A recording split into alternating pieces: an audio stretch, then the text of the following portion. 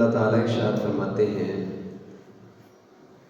سورہ آل عمران میں سورہ نمبر 3 آیت نمبر 164 میں لَقَدْ مَنَّ اللَّهُ عَلَى الْمُؤْمِنِينَ إِذْ بَعَثَ فِيهِمْ رَسُولًا مِّنْ أَنفُسِهِمْ کہ اللہ تعالیٰ نے ایمان والوں پر یہ احسان کیا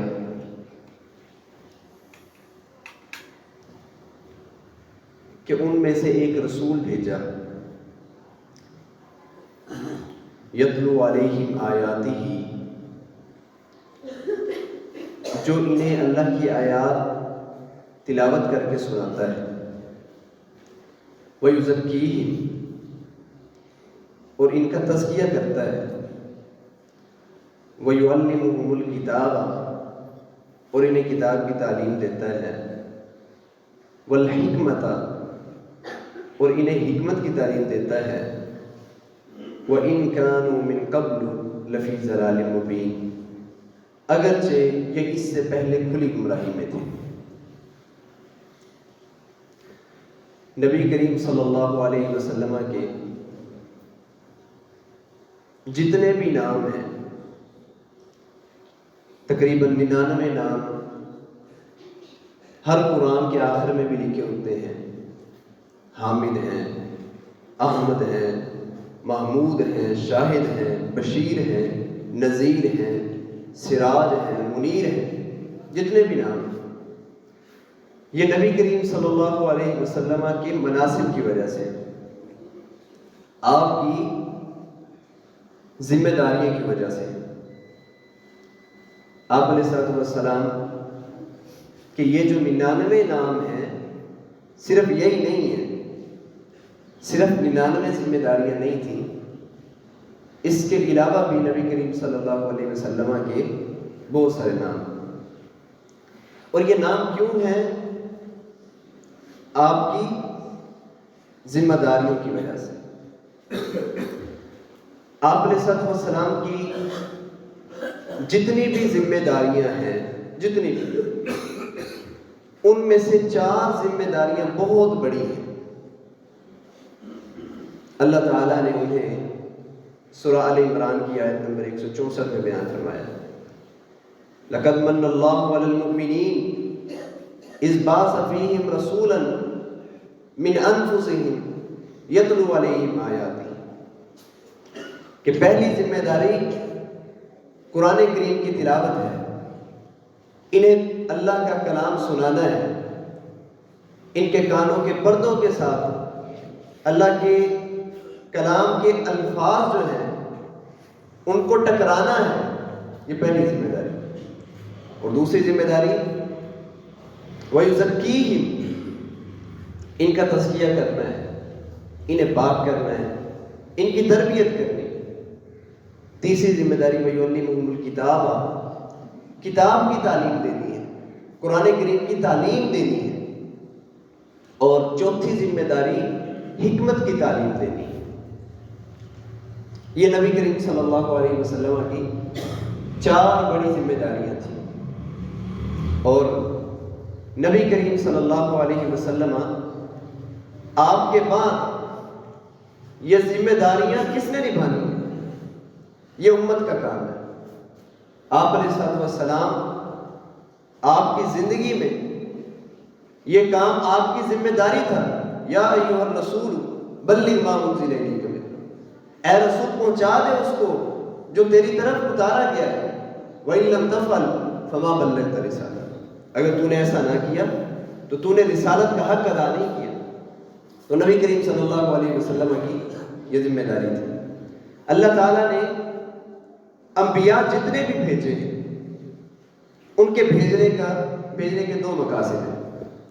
پہلا مقصد وہ ہے کسی نبی کے ذریعے سے کوئی شریعت دینا، یہ پہلا مقصد ہے کہ کوئی بھٹکے ہوئے تھے، گمراہ تھے، بتوں کے پجاری تھے، درختوں کے پجاری تھے، یا پھر خود اپنی خواہشات کے پجاری تھے، نبی بھیج کر کتاب دے کر ان لوگوں کو حق کی طرف لانا، یہ پہلا کام ہے انبیاء کا۔ اور دوسرا کام کیا ہے جس کی وجہ سے انبیاء بھیجے گئے؟ وہ یہ ہے کہ وہ لوگ جنہیں کتاب دی گئی، وہ لوگ جنہیں شریعت دی گئی، اب شریعت ملنے کے بعد، کتاب ملنے کے بعد وہ بھٹک گئے، ان کو راہ راست پر لانے کے لیے پھر کوئی نبی بھیج دو۔ یہ دوسرا کام۔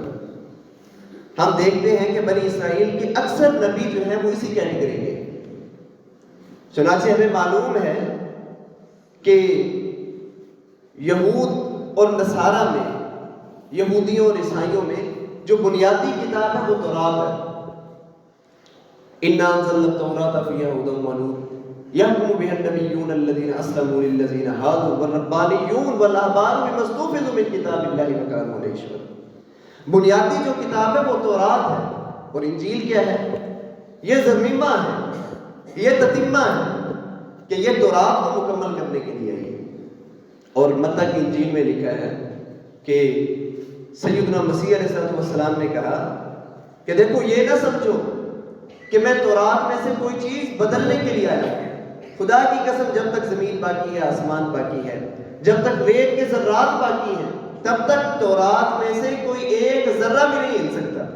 ہاں یہ ہے کہ میں کچھ چیزیں مکمل کرنے کے لیے آیا ہوں، مٹانے کے لیے نہیں بلکہ پوری کرنے کے لیے آیا ہوں۔ تو اصل کتاب جو ہے وہ تورات تھی، اور اس کی ذمہ داری جو ہے وہ کن کے سپرد کی گئی؟ اہل تورات پر، تورات والوں پر، لوگوں پر یہ ذمہ داری ڈالی گئی کہ آپ نے اس کی حفاظت کرنی۔ یحکم بها النبیون الذین اسلموا للذین هادوا والربانیون والاحبار بما استحفظوا من کتاب اللہ، کہ وہ اللہ کی کتاب کی حفاظت کرے۔ اب جن کے ذمے یہ حفاظت لگائی گئی انہوں نے ہی اس میں کوتاہی کی۔ یہ وہی لوگ ہیں یحرفون الکلمہ من بعد مواضعہ یقولون ان اوتیتم ھذا فخذوہ وان لم تؤتوہ فاحذروا فخلف من بعدهم خلف اضاعوا الصلاۃ واتبعوا الشہوات فسوف یلقون غیا فخلف من بعدهم خلف ورثوا الکتاب یاخذون عرض هذا الحدیث۔ وہ خلیفہ بنے، وہ جانشین بنے جنہوں نے اپنے بزرگوں کی جو محنت تھی، اپنے انبیاء کی جو محنت تھی، اس پر پانی پھیر دیا اور کتاب کو ہی بدل ڈالا۔ الحمدللہ مسلمانوں کے ساتھ یہ معاملہ نہیں ہے، مسلمانوں کے ساتھ یہ معاملہ نہیں ہے۔ ان کی کتاب بالکل محفوظ ہے، ان کا دین بالکل محفوظ ہے۔ انہیں اب اس حوالے سے کوئی پریشانی نہیں ہے کہ ان کا دین غیر محفوظ ہو جائے گا۔ اللہ تعالیٰ سورہ حجر میں ارشاد فرماتے ہیں آیت نمبر 9 میں، اِنَّا نَحْنُ نَزَّلْنَا الذِّکْرَ وَإِنَّا لَهُ لَحَافِظُونَ۔ ہم نے ذکر کو نازل کیا، ہم نے قرآن کو نازل کیا، اس کی حفاظت کے ذمہ دار بھی ہم ہیں۔ چنانچہ ہم پر یہ کوئی ذمہ داری نہیں ہے کہ ہم قرآن کی حفاظت کریں، قرآن کو لا کھائیں گے جلانے والے، قرآن کو مٹانے والے، قرآن کو پھاڑنے والے۔ قرآن ختم نہیں ہو سکتا، ہاں امن ہمارا ختم ہو سکتا ہے۔ اصل ہمارا جو چیلنج ہے وہ یہ نہیں ہے کہ ہم نے اس قرآن کریم کی جو کتاب ہے، یہ کتاب ہے، اس کی حفاظت کرنی ہے۔ اصل جو چیلنج ہے وہ یہ ہے کہ جو اس کے اندر ہے ہم نے اس کی حفاظت کرنی ہے، وہ ہمارا اصل فکس ہے۔ اصل چیلنج ہمارے لیے یہ ہے۔ تو نبی کریم صلی اللہ علیہ وسلم کی جو ذمہ داریاں ہیں کہ آپ کا پیغام، اللہ کا پیغام دنیا تک پہنچانا، اب یہ نبی کریم کی ذمہ داری نہیں، یہ ہماری ذمہ داری ہے۔ یہ میری ذمہ داری نہیں ہے صرف، یہ آپ کی بھی ذمہ داری ہے۔ آپ سارے نبی کی امت ہیں، اور آپ امت اجابت ہیں، امت دعوت نہیں ہے۔ امت دعوت میں تو کافر بھی آ گئے، سکھ بھی آ گئے، مجوسی بھی آ گئے۔ آپ امت دعوت نہیں، آپ امت اجابت ہیں کہ جنہوں نے نبی کی بات کو قبول کیا، نبی کی بات کو تسلیم کیا۔ اب آپ میں سے بیٹھے ہر شخص کی یہ ذمہ داری ہے کہ وہ خدا کی بات لوگوں تک پہنچائے۔ نبی کریم صلی اللہ علیہ وسلم کی جو ذمہ داریاں تھیں وہ اب آپ میں سے ہر ایک کی ذمہ داری بن چکی ہے کہ وہ اس کو ادا کرے۔ کنتم خیر امۃ اخرجت للناس تأمرون بالمعروف وتنہون عن المنکر۔ تم کیوں ہو بہترین امت؟ بہترین امت تمہیں کیوں کہا گیا ہے؟ کیونکہ تم وہ کام کرنے والی ہو جو انبیاء کرنے والے تھے۔ تأمرون بالمعروف وتنہون عن المنکر، تم نیکی کا حکم دینے والے ہو اور برائی سے روکنے والے ہو۔ وَلْتَكُن مِّنكُمْ أُمَّةٌ يَدْعُونَ إِلَى الْخَيْرِ، آل عمران کی 104 نمبر آیت، کہ تم میں ایک ایسی امت ہونی چاہیے جو خیر کی طرف دعوت دے، نیکی کی طرف دعوت دے، بھلائی کی طرف دعوت دے اور برائی سے روکے۔ اور سورہ بقرہ میں فرمایا وَكَذَلِكَ جَعَلْنَاكُمْ أُمَّةً وَسَطًا لِتَكُونُوا شُهَدَاءَ عَلَى النَّاسِ وَيَكُونَ الرَّسُولُ عَلَيْكُمْ شَهِيدًا۔ کہ اللہ تعالیٰ نے تمہیں امت وسط بنایا، بہترین امت بنایا تاکہ تم لوگوں کے لیے گواہ ہو جاؤ. کل قیامت والے دن بھی تم گواہی دو کہ انبیاء نے اپنے لوگوں کو پیغام پہنچایا ہے. تو ہم بہترین امت جو ہے وہ کس وجہ سے ہے؟ اپنی ذمہ داریوں کی وجہ سے. اور یہ ذمہ داریاں وہ ہیں جو نبی کریم صلی اللہ علیہ وسلم کی ذمہ داریاں. اور آپ کی ذمہ داریوں میں سے میں نے عرض کیا ہے کہ 4 ذمہ داریاں بڑی ذمہ داریاں ہیں، بڑی ذمہ داریاں. اور اللہ تعالیٰ نے ان کا نام لے کر نبی کریم صلی اللہ علیہ وسلم کو بتایا کہ یہ ذمہ داریاں خصوصی طور پر آپ نے ادا کرنی. ان میں سے پہلی ذمہ داری کتاب کی تلاوت ہے. کتاب پڑھنا، قرآن سنانا. الحمدللہ ادارے ہیں، ہر گلی میں، ہر محلے میں ایک ادارہ موجود ہے. چھوٹے چھوٹے بچے، 8 سال کا 9 سال کا بچہ قرآن حفظ کر چکا ہے، تراویح چل رہی ہے، اور بچہ جو ہے وہ قرآن کریم کی تلاوت کرنے والا ہے. چنانچہ یہ ذمہ داری یہ امت اچھے طریقے سے ادا کر رہی ہے. دوسری ذمہ داری کیا ہے جی؟ قرآن کی تعلیم دینا. قرآن کی تعلیم کا مطلب یہ ہے کہ علماء کا ہونا، علم کی باتیں بتانا. وہ تو تلاوت تو صرف یہ ہے کہ صرف قرآن پڑھ کے سنانا، اور قرآن کی تعلیم کا مطلب یہ ہے کہ جو قرآن میں لکھا ہے وہ بھی بتانا. ماشاءاللہ بہت بڑے علماء موجود ہیں، بہت بڑے مدرسین موجود ہیں، معلمین موجود ہیں، بتانے والے موجود ہیں کہ قرآن کریم میں کیا لکھا ہے. صبح و شام درس، صبح و شام واعظ، صبح و شام نصیحت چلتی رہتی. تیسری چیز حکمت ہے. حکمت سے مراد حدیث ہے، کہ حدیث کی ترویج کرنا. کہ پچھلی جو امتیں تھیں انہوں نے اپنی کتابوں کو بھی ضائع کیا، اور جو ان کے پاس ان کے نبی کی باتیں موجود تھیں حدیث کی شکل میں، جیسے تالمود ہے، تو وہ بھی انہوں نے ضائع کی، وہ بھی انہوں نے ختم کی. نہ اپنی اصل کتاب کی حفاظت کی، اور نہ ہی نبی کی انٹرپریٹیشن جو ہے، نبی کی وضاحتیں اور تشریحات جو ہیں ان کی وضاحت کر سکتے. تو یہ ذمہ داری ہے کہ حدیث کی حفاظت کرنا. تو ماشاءاللہ سے یہ حدیث کی حفاظت بھی بڑے اچھے طریقے سے ہوئی ہے. بڑے اچھے طریقے سے پوری کی پوری کتابیں لکھی جا چکی ہیں، بخاری، مسلم، نسائی، ابن ماجہ، ترمذی. چوتھی ذمہ داری جو ہے یہ بڑی اہم ہے. گویا کہ 3 ذمہ داریاں جو ہیں یہ امت بھرپور طریقے سے ادا کر رہی ہے. چوتھی ذمہ داری جو ہے وہ تزکیہ نفس ہے، نفس کی تربیت ہے، نفس کی پاکی ہے. نفس کی پاکی. کیا آپ نے کوئی ایسا ادارہ سنا ہے جہاں تزکیہ نفس کا اہتمام ہو؟ قرآن کی تلاوت والے ادارے ہیں، احادیث پڑھانے والے ادارے ہیں، شیخ الحدیث ہیں، شیخ القرآن ہے، شیخ التفسیر ہے. کیا کوئی شیخ التزکیہ کا بھی سنا آپ نے؟ کہ کوئی ایسا بندہ ہے جو انسان کی تربیت کرتا ہے، کوئی ایسا ادارہ ہے جو انسان کی تربیت کرتا ہے. تو تزکیہ جو ہے یہ بہت اہم چیز ہے. یہ ایسے ہی سمجھ لیں جیسے آپ نے کھانا بڑا اچھا بنایا ہو، بڑا بہترین بنایا. اب کھانا ڈالنا کس میں ہے؟ کھانا ڈالنا برتن میں.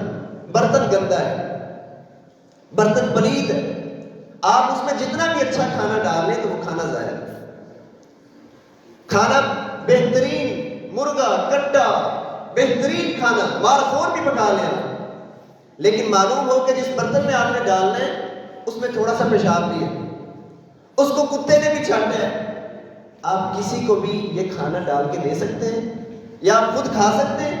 نہیں کھا سکتے. وجہ کیا ہے کہ وہ برتن پاک نہیں ہے جس میں کھانے نہیں جانا.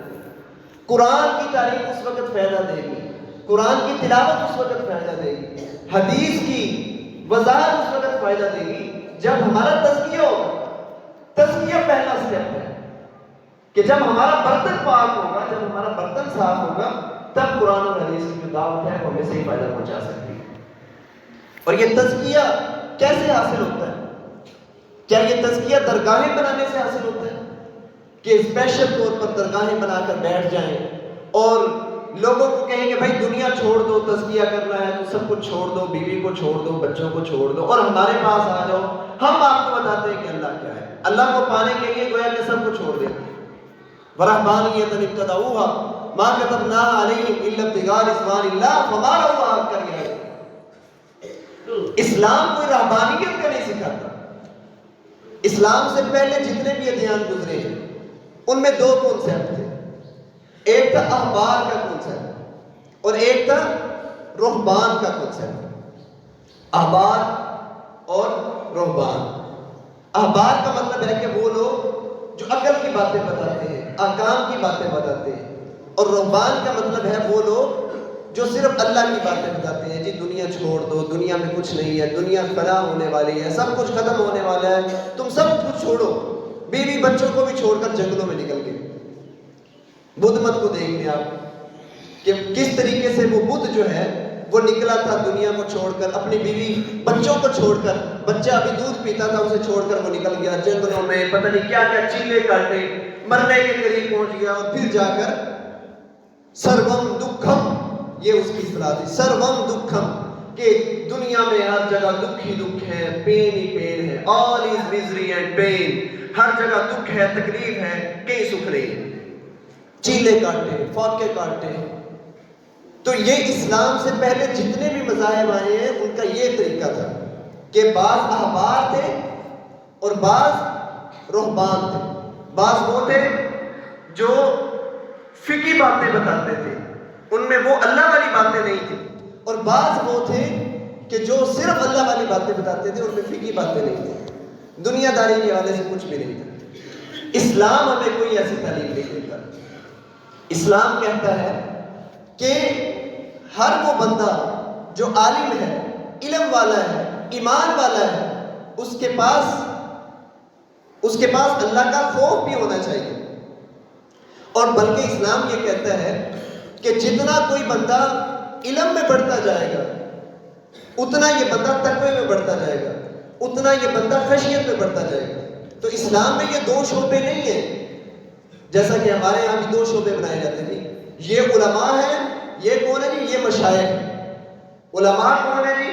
جو علم کی باتیں بتاتے ہیں، قرآن اور حدیث کی باتیں بتاتے ہیں، اور مشائخ کون ہے جی؟ جو آپ کے اندر کی اصلاح کر سکتے ہیں۔ ہم نے بھی دو پارٹ بنا دے، علماء کا اور مشائخ کا۔ علماء اور ہیں جی، مشائخ اور ہیں۔ قرآن کیا کہتا ہے؟ وَاتَّقُوا اللَّهَ وَيُعَلِّمُكُمُ اللَّهُ، کہ آپ نے اگر علماء بننا ہے تو سب سے پہلے اللہ سے ڈریں۔ اِنَّمَا يَخْشَى اللَّهَ مِنْ عِبَادِهِ الْعُلَمَاء، کہ اللہ سے جو ڈرنے والے ہیں علماء ہی ہوتے ہیں۔ سیدنا عمر فاروق رضی اللہ تعالیٰ عنہ حاکم بھی تھے، حکمران بھی تھے، اور رات کو لمبے لمبے سجدے کرنے والے، رونے والے بھی تھے۔ ابو بکر صدیق رضی اللہ تعالیٰ عنہ حاکم بھی تھے، حکمران بھی تھے، عالم بھی تھے، اور تقوی بھی بہت آگے تھے۔ کوئی صحابہ میں آپ ایسی تقسیم نہیں دکھا سکتے کہ یہ بندہ عالم ہے اور یہ بندہ شیخ ہے، اس کے پاس علم زیادہ ہے جی، اس کے پاس شیخیت زیادہ ہے، یہ صوفیزم کی طرف زیادہ ہے۔ ہمارے محدثین میں، ہمارے سلف صالحین میں اس طرح کی کوئی تقسیم نہیں ملتی۔ جو بندہ جتنا بڑا عالم ہوتا تھا اتنا بڑا اللہ والا ہوتا تھا۔ اللہ تعالیٰ نے ایمان والوں کی صفات بیان کی ہیں، ان المسلمین والمسلمات والمؤمنین والمؤمنات والقانتین والقانتات والصادقین والصادقات والصابرین والصابرات والخاشعین والخاشعات، صبر کرنے والے ہیں جی، روزہ رکھنے والے ہیں، شرمگاہوں کی حفاظت کرنے والے ہیں، اللہ سے ڈرنے والے ہیں، اللہ کا ذکر کرنے والے ہیں، ساری صفات بیان کی۔ اولئک الذین انعم اللہ علیہم من النبیین والصدیقین، انعام یافتہ کون ہیں؟ انبیاء ہیں، صدیقین ہیں، شہداء ہیں، صالحین ہیں۔ ہمارے یہاں زور دیا جاتا ہے جی غوث پر، کتب پر، ابدال پر۔ غوث بننے کی کوشش کی جاتی ہے جی، کتب بننے کی کوشش کی جاتی ہے، ابدال بننے کی کوشش کی جاتی ہے کہ اللہ کے قریب ہو جائے کسی طریقے سے، اللہ کے قریب ہو جائے۔ حالانکہ نہ قرآن میں اس کا تذکرہ ہے، نہ حدیث میں اس کا کوئی تذکرہ ہے، نہ کوئی یہ غوث کی اصطلاح ہے، نہ کوئی کتب کی اصطلاح ہے، نہ کوئی ابدال کی اصطلاح ہے، کوئی ایسی چیز نہیں۔ قرآن کہتا ہے کہ انبیاء ہیں، صدیق ہیں، صالحین ہیں، شہداء ہیں۔ کیا کبھی آپ نے سنا کہ کوئی بندہ محنت کر رہا ہے کہ وہ صالح ہو جائے؟ کوئی بندہ یہ محنت کر رہا ہو، کوئی بندہ یہ کوشش کر رہا ہو کہ وہ شہید ہو جائے؟ کیا کوئی بندہ یہ کوشش کر رہا ہو کہ وہ متقی ہو جائے؟ تو قرآن کی اصطلاحیں جو ہیں وہ بالکل مختلف ہیں، قرآن کی اصطلاحات بالکل مختلف ہیں۔ قرآن یہ کہتا ہے کہ تزکیہ نفس جو ہو سکتا ہے وہ علم کے ساتھ ہو سکتا ہے، اور جس بندے میں جتنا علم زیادہ آتا جائے گا اس کا اتنا ہی تزکیہ نفس ہوتا جائے گا۔ جس بندے میں جتنا تزکیہ نفس آتا جائے گا اتنا ہی وہ علم حاصل کرنے والا ہوتا جائے گا۔ تو اسلام یہ کہتا ہے نبی کریم صلی اللہ علیہ وسلم اپنے صحابہ کو آپ نے کیا نصیحت کی؟ سیدنا ابو ذر غفاری رضی اللہ تعالیٰ عنہ کو اور سیدنا معاذ بن جبل رضی اللہ تعالیٰ عنہ، یا معاذ اتق اللہ یسمعک، اے معاذ تزکیہ نفس یہ ہے کہ تو اللہ سے ڈرتا رہے جہاں بھی تو وَاتْبِعِ السَّیِّئَةَ الْحَسَنَةَ تَمْحُوہا، گناہ ہو جائے تو نیکی کر لے، نیکی اس کے پیچھے لگا دے، وَخَالِقِ النَّاسَ بِخُلُقٍ حَسَنٍ، اور لوگوں سے اچھے اخلاق کے ساتھ ملتا رہے۔ اور نبی کریم صلی اللہ علیہ وسلم نے فرمایا احفظ اللہ یحفظ کا، یا غلام، اے بچے احفظ اللہ یحفظ کا، تو اللہ کی حفاظت کر، اللہ تیری حفاظت کرے گا۔ کیا مطلب اللہ کی حفاظت کر؟ کہ اللہ کے احکام کی حفاظت کر۔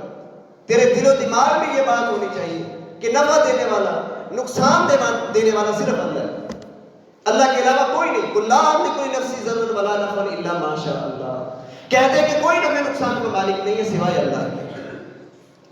احفظ اللہ یحفظ کا، ان چیزوں کو یاد رکھ، اللہ تجھے یاد رکھے گا، اللہ تیری حفاظت کرے گا۔ احفظ اللہ تجدہ تجاہک، تو اللہ کی حفاظت کر، اللہ کے احکام کی حفاظت کر تو اللہ کو اپنے سامنے پائے گا۔ تو کسی جنگل میں چلا جائے، تو کسی مشکل میں آ جائے، تو کسی پریشانی میں آ جائے، تو اللہ کو پکار تو اللہ کو اپنے سامنے پائے گا۔ احفظ اللہ تجدہ تجاہک، وَإِذَا سَأَلْتَ فَاسْأَلِ اللَّهَ وَإِذَا اسْتَعَنْتَ فَاسْتَعِنْ بِاللَّهِ، کہ جب تو سوال کرے تو اللہ سے سوال کر، اور جب تم مدد مانگے تو اللہ تعالیٰ سے مدد مانگے۔ تو اسلام کا جو نقطہ نظر ہے وہ بالکل واضح ہے۔ عبد الرحمن بن عوف رضی اللہ عنہ، دنیا بھی کمانے والے، دین بھی کمانے والے، لیکن تبتل میں اسلام، اسلام میں کوئی تبتل نہیں ہے۔ تزکیہ نفس کے لیے کسی شیخ کا مرید ہو جانا، جا کر بیٹھ جانا، چلے کاٹنا، مراقبے کرنا، اسلام ہمیں ان چیزوں کی کوئی دعوت نہیں دیتا، بلکہ اسلام یہ کہتا ہے کہ آپ اپنے بیوی بچوں کو چھوڑ کر، اپنے ماں باپ کو چھوڑ کر، اپنے گھر والوں کو چھوڑ کر اگر اللہ کے پاس آئیں گے تو اللہ کو بھی آپ کی کوئی ضرورت نہیں ہے۔ جب اصل ذمہ داری یہ ہے کہ آپ نے سروائیو اس طریقے سے کرنا ہے، آپ نے خیال رکھنا ہے سب کا، اور پھر اللہ کے پاس پیش ہونا ہے، ذمہ داری ادا کر کے اللہ کے پاس پیش ہونا ہے، تو پھر اللہ آپ کی قدر کرے گا۔ اور ذمہ داریوں سے جی چرا کر جا کر کسی کونے میں بیٹھ جانا، کہ اصل ذمہ داری کیا ہے؟ دنیا کو بدلنا آپ کی ذمہ داری ہے، اپنے والدین کا خیال رکھنا آپ کی ذمہ داری ہے، بیوی بچوں کا خیال رکھنا آپ کی ذمہ داری ہے۔ آپ کہتے ہیں کہ میں سب کچھ چھوڑ کے اللہ کے لیے ہو جاتا ہوں، تو اللہ کو آپ کی کوئی ضرورت نہیں ہے۔ اللہ نے تمہیں کہا ہے کہ تم یہ طریقہ اختیار کرو، نہ نبی کریم صلی اللہ علیہ وسلم نے اس کی کوئی دعوت دی، بلکہ آپ علیہ السلام نے فرمایا المؤمن الذی یخالط الناس ویصبر علی آذاہم خیر من المؤمن الذی لا یخالط الناس ولا یصبر علی آذاہم۔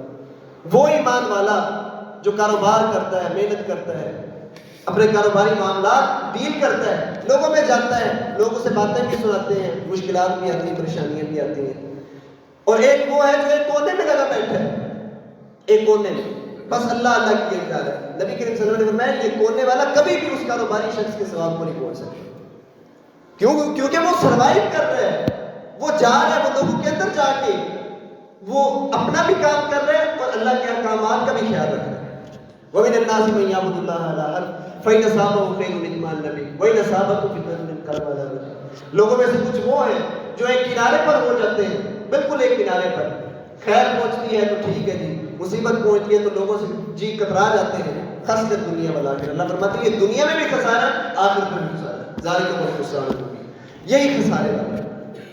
جو تزکیہ نفس کا قرآن نے اصول بتایا ہے اور جو نبی کریم صلی اللہ علیہ وسلم نے اصول بتایا ہے، اس میں یہ نہیں ہے کہ آپ کسی کونے میں جا کے لگ جائیں، بیٹھ جائیں، یا کسی شیخ کے مرید ہو جائیں اور وہ آپ کو بس تسبیحات ہی کرواتا ہے، جی سبحان اللہ کے 100 بار ذکر کر لو، الحمدللہ کا 1,00,000 بار ذکر کر لو جی، شیخ کو اپنے دل میں سوچ لو جی، شیخ کو دل کو پہلے سوچو، پھر آہستہ آہستہ اللہ بھی تمہارے خیالوں میں آنا شروع ہو جائے گا جی۔ بڑے بڑے چیلے کرتے ہیں جی، پوچھو جی کیا کر رہے ہیں جی؟ اللہ کا قرب حاصل کرنے کے لیے۔ اچھا جی ویسے پوچھو اللہ کدھر ہے؟ اللہ ہمارے اندر ہے، جب اللہ اندر ہے تو ظالم ڈھونڈ کسے میں پوچھو؟ اللہ تمہارے اندر ہے، لیکن چیلے کس لیے کر رہے ہو جی؟ اللہ کو پانے کے لیے۔ جب اللہ تمہارے اندر ہے، اللہ کوئی گم ہے؟ اللہ گم نہیں ہے، اللہ اپنے علم کے لحاظ سے، اپنے سننے کے لحاظ سے وہ تمہارے ساتھ ہے، اپنے دیکھنے کے لحاظ سے تمہارے ساتھ ہے، نہ ہی اللہ نے کوئی ایسی پریکٹس کرنے کا تمہیں حکم دیا ہے۔ تو تزکیہ نفس بھی وہی معتبر ہوگا جس کے بارے میں قرآن اور حدیث ہمیں بتاتا ہے۔ اور قرآن اور حدیث ہمیں کیا بتاتا ہے تزکیہ نفس کے بارے میں؟ کہ قرآن کریم کی تلاوت کریں، قرآن کریم کی تلاوت کریں، نبی کریم صلی اللہ علیہ وسلم نے جو بڑے بڑے مسلمان کیے لوگ، بڑے بڑے جماعت ازدی اور بڑے بڑے جو حکیم اور جو نبی کریم صلی اللہ علیہ وسلم کا علاج کرنے کے لیے آئے تھے، وہ قرآن کی تلاوت کیا. آپ نے کوئی فلسفہ نہیں جھاڑا، کوئی ارسطو کی بات نہیں کی، کوئی سکریٹیز کی بات نہیں کی، کوئی افلاطون کی آپ نے جو پہیلیاں ہیں ان کے سامنے نہیں رکھی.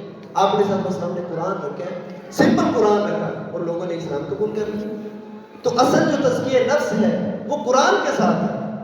کلا بل ران علی قلوبہم ما کانوا یکسبون، کلا انہم عن ربہم یومئذ لمحجوبون. یہ جو زنگ چڑھ چکا ہے، اس زنگ کو اتارنے کے لیے جو کوئی اکسیر کی حیثیت رکھتی ہے تو وہ قرآن کریم کی تلاوت ہے، اور پھر سمجھ کر تلاوت ہے. یا ایھا الناس قد جاءتکم موعظۃ من ربکم وشفاء لما فی الصدور وہدی ورحمۃ للمؤمنین. اے ایمان والو، یہ جو قرآن ہے اس میں شفا ہے سینوں کے لیے. وَنُنَزِّلُ مِنَ الْقُرْآنِ مَا هُوَ شِفَاءٌ وَرَحْمَةٌ لِلْمُؤْمِنِينَ. قُلْ وَلِلَّذِينَ آمَنُوا هُدًى وَشِفَاءٌ. کہہ دو کہ یہ ایمان والوں کے لیے ہدایت بھی ہے، شفا بھی ہے. تو اصل جو تزکیہ نفس ہے وہ قرآن کے ذریعے سے ہے، قرآن کی تعلیم کے ذریعے سے. تو یہ وہ چیز ہے تزکیہ نفس، یہ وہ فیلڈ ہے کہ جسے اس امت نے چھوڑ دیا. جب اس امت کے بہترین لوگوں نے، پھر کیا ناجیہ والوں نے اس کو چھوڑا، تو ان لوگوں نے اس کو پکڑ لیا جن کا قرآن و حدیث سے کوئی تعلق ہی نہیں. انہوں نے پھر اپنی اصطلاحات بنائی، انہوں نے پھر اپنی پیری مریدی والا سسٹم بنایا، انہوں نے پھر اپنی آواز گاہیں قائم کی، انہوں نے اپنے سسٹم قائم کیے. اور اس میں یہ ہے کہ انسان آئے، دنیا کو چھوڑے، دنیا سے بیزار ہو، بیوی بچوں کو چھوڑے، بس اللہ اللہ کرتا رہے اور پھر اس طریقے سے مر جائے. نبی کریم صلی اللہ علیہ وسلم نے تزکیہ کا ایسا کوئی طریقہ نہیں بتایا. اور تزکیہ ہوتا کیا ہے؟ پاکی اور صفائی کس چیز کا نام ہے؟ کہ آپ کا دل پاک ہو جائے، دل صاف ہو جائے. اور آپ ایک مشہور حدیث سنتے رہتے ہیں طہور شطر الایمان، کہ طہارت جو ہے یہ ایمان کا نصف ہے. تو کون سی طہارت؟ کپڑے پاک ہو، یا آپ کے بال صاف ستھرے، کنگھی اچھی کی ہو، جوتا اچھا پہنا ہو، یہ طہارت ہے؟ یہ طہارت نہیں ہے. اصل طہارت جو ہے وہ دل کی طہارت ہے. دل کا ایمان جو ہے وہ مضبوط ہو. اَمَنْ شَرَحَ اللَّهُ صَدْرَهُ لِلْإِسْلَامِ فَهُوَ عَلَىٰ نُورٍ مِّن رَّبِّهِ، کہ دل میں ایک نور پیدا ہو جائے، آپ کا جو دل ہے وہ بالکل صاف ہو جائے، ستھرا ہو جائے. اور یہ صفائی اور ستھرائی کیسے حاصل ہو سکتی ہے؟ کہ آپ اپنے دل کو بغض سے صاف کریں، آپ اپنے دل کو حسد سے صاف کریں، آپ اپنے دل کو کینے سے صاف کریں. کسی بھی شخص کے لیے، کسی بھی شخص کے لیے، کسی بھی شخص کے لیے آپ کے دل میں کوئی میل نہیں ہونی چاہیے. کسی بھی شخص کے لیے آپ کے دل میں کوئی حسد نہیں ہونا چاہیے، کوئی منافقت کا جذبہ نہیں ہونا چاہیے. اگر ان جذبوں سے آپ کا دل خالی ہو جاتا ہے تو آپ تزکیہ نفس حاصل کر چکے ہیں. اور اگر یہ چیزیں آپ میں پائی جاتی ہیں تو پھر آپ کا تزکیہ نفس نہیں ہو سکتا. اگر آپ کا دل بالکل پاک ہے، صاف ہے، تو ایک رکعت بھی آپ نماز کی پڑھیں تو سکون حاصل ہوگا. لیکن اگر آپ کا دل پاک نہیں ہے، دل صاف نہیں ہے، دل میلا ہے، دل گندا ہے، دل ناپاک ہے، تو پھر آپ چاہے تہجد بھی ادا کرتے رہیں، پھر آپ تراویح بھی ادا کرتے ہیں، پھر آپ دروس بھی سنتے رہیں، کوئی فائدہ نہیں ہونے والا آپ کو، کوئی فائدہ نہیں. اور اللہ تعالیٰ نے جو کہا ہے سورہ عنکبوت میں کہ ان الصلاۃ تنہی عن الفحشاء والمنکر، کہ نماز فحاشی سے روکتی ہے، برائی سے روکتی ہے. کون سی نماز؟ وہ نماز جو پاکی کی صورت میں ادا کی جائے. اور پاکی اصل تو دل کی پاکی. وضو کر کے، ہاتھ دھو کے، بازو دھو کے، چہرہ دھو کے، پاؤں دھو کے آپ آتے ہیں، اللہ کے حضور پیش ہوتے ہیں، دل گندا ہے تو نماز کا تو فائدہ کوئی نہیں ہے نا جی. یہ نماز آپ کو پاک کرنے والی نہیں ہے. یہ وہ نماز نہیں ہے کہ جس میں یہ کیپیسٹی ہے کہ وہ آپ کو برائی سے روک دے، فحاشی سے روک دے، منکر سے روک دے. اور گناہوں کی جو بدبو ہے وہ اسی صورت میں آنا شروع ہو جاتی ہے جب آپ کا دل پاک ہو.